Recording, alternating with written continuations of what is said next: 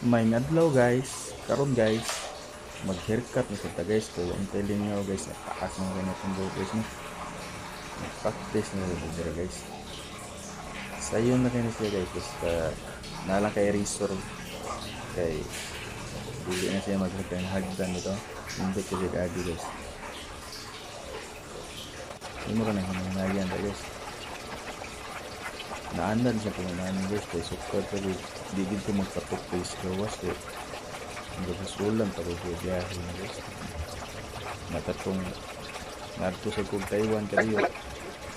Kanang di man ko kay boss kanang kung sa ako ipatok dito guys ba.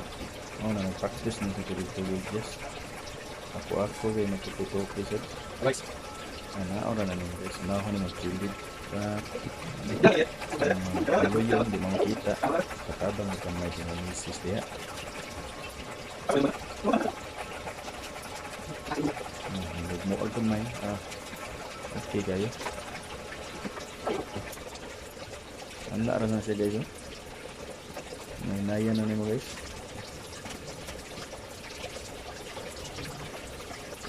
Aba guys, ang katong yung mga guys. Kung dili lang sa mga masila ng kuwan guys, ako bahala kuwan man niya ako good, basta makuhaan lang atong buhok. Forma siya gamay guys. Triman din mo.